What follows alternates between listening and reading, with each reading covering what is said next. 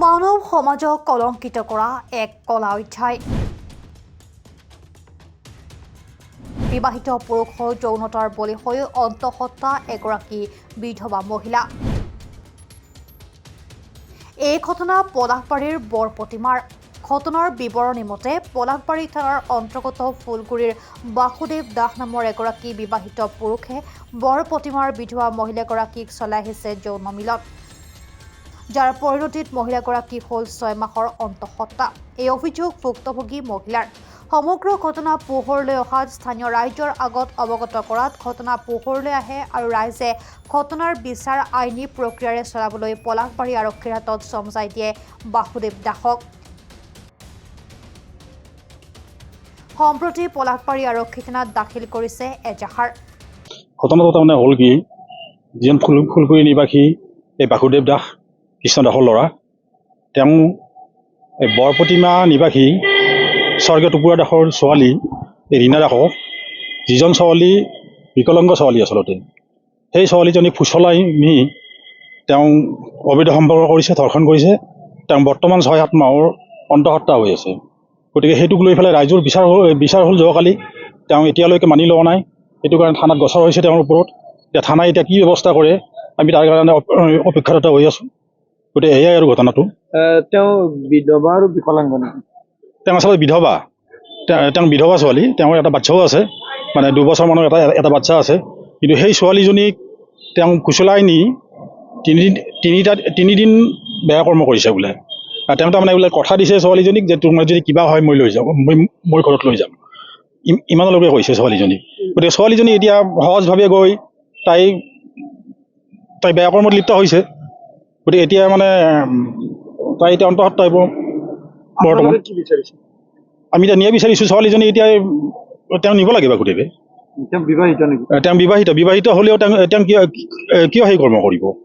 কথা হ'ল এইটো, তেওঁতো মানে সেইটো কৰ্ম কৰা তেওঁ যুক্তি নাই না। কাৰণ ছোৱালীজনী ইতিমধ্যে বিধৱা আৰু ছোৱালীজনী মানে বিকলাংগ ছোৱালী, একদম মানে ছোৱালীজনী একদম। জানিব পৰা মতে ভুক্তভোগী মহিলাগৰাকীক শাৰীৰিকভাৱে অক্ষম আৰু তাৰ সুযোগ লৈয়ে চলাই আহিছে এনেধৰণৰ অনৈতিক কাৰ্য। স্থানীয় ৰাইজেও বিচাৰিছে ন্যায়। আইনৰ তোলাচলীতহে ওলাই পৰিব প্ৰকৃত ঘটনাৰ ৰহস্য। বৰপতিমা। বৰপতিমা? হয়। আচলতে এই যে বেয়া কাম কৰিছিল কোনে? বাসুদেৱ দাসে কৈছে। আপুনি এতিয়া কেইমাহৰ অন্তত? 6 মাহ পাৰ হোৱা বুলি কৈছে, ডাক্তৰক দেখুৱাইছো। তেওঁ কি আপোনাক জোৰ জবৰদস্তি কৰিছিল নেকি কেনেকৈ? হয়, মই নাযাওঁ, বেয়া কাম নকৰিম বুলি কৈছিলো, সি একো নহয় বুলি কৈছে। এতিয়া কি কয় তেওঁ? এতিয়া সি মোক লগ পাইছি, তাৰমানে এতিয়া লগ নাপাওঁ আছো, তাৰমানে সি লুকে থাকে। আপোনাৰ আগৰ সন্তানো আছে নেকি? হয়, এটা আছে। তেওঁ বিবাহিত নেকি? তেওঁৰো পৰিয়াল আছে নেকি? সিয়াৰ আছে, ল'ৰা আছে। কালি ৰাজহুৱা বিচাৰ গৈছে নেকি আপোনাৰ? বিচাৰ গৈছে। তেওঁ কি কৈছে বিচাৰত? বিচাৰত সি তাৰমানে লগত লৈ নাযা বুলি কয়, বেয়া কাম নকৰা বুলি কয়। মই হয় বুলি কওঁ, সি নহয় বুলি কয়। এতিয়া কি আপুনি পলাশবাৰী থানাত এজাহাৰ দিলে নেকি? থানাত এজাহাৰ দিছে নেকি আজি? এজাহাৰ দিলা? দিছে। দিব। এতিয়া আপুনি কি বিচাৰিছে? আচলতে তেওঁৰ লগত সংসাৰ কৰাটো বিচাৰিছে নে শাস্তি হোৱাটো? মই সিয়াৰ লগত যাম, নাযায় মোৰ থকা বিপদ হ'ব, মোক ঘৰৰ মানুহে নালাখে। ঘৰৰ মানুহে নালাখে, মোৰ মৰবা লাগব, তাৰমানে মোৰ বিপদ। নিউজ ডেস্ক ৰিপৰ্ট, প্ৰাতঃটাইম ডিজিটেল। অসমৰ আগশাৰীৰ সংবাদ গোষ্ঠী প্ৰভাতী অসমৰ দ্বাৰা পৰিচালিত থলুৱা ভাষা, কৃষ্টি আৰু সত্য বাতৰিৰ আধাৰত প্ৰতিষ্ঠিত খবৰ প্ৰাতঃটাইমে যোৱা 16 জানুৱাৰী 2025 বৰ্ষত 5ম বছৰত পদাৰ্পণ কৰিলে। 5ম বৰ্ষপূৰ্তিৰ বছৰৰ লগত সংগতি ৰাখি নিউজ চেনেলটোৰ কৰ্তৃপক্ষই অহা 2 ফেব্ৰুৱাৰী 2025 দেওবাৰে গুৱাহাটী উজান বজাৰস্থিত কুমাৰ ভাস্কৰ নাট্য মঞ্চৰ মঞ্চত বিগত বছৰসমূহৰ লেখীয়াকৈ এখনি বঁটা বিতৰণী সভাৰ লগতে এক বাৰেৰহণীয়া সাংস্কৃতিক অনুষ্ঠানৰ আয়োজন কৰিছে।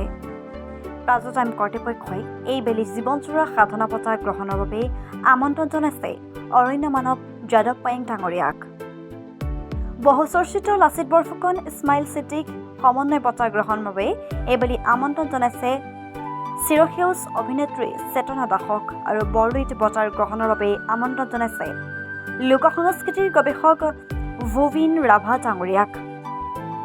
সংবাদগোষ্ঠীটোৱে 2024-25 বৰ্ষত অসমৰ বিভিন্ন প্ৰান্তত নিজৰ কৰ্মৰাজিৰে সমাজৰ হকে কাম কৰা একাধিক সাংবাদিক, সাহিত্যিক, কণ্ঠশিল্পীক নিষ্ঠা সেৱাবতাৰে সন্মানিত কৰাৰ সমান্তৰালভাৱে একাধিক ব্যক্তিক বিশেষভাৱে সন্মানিত কৰিব।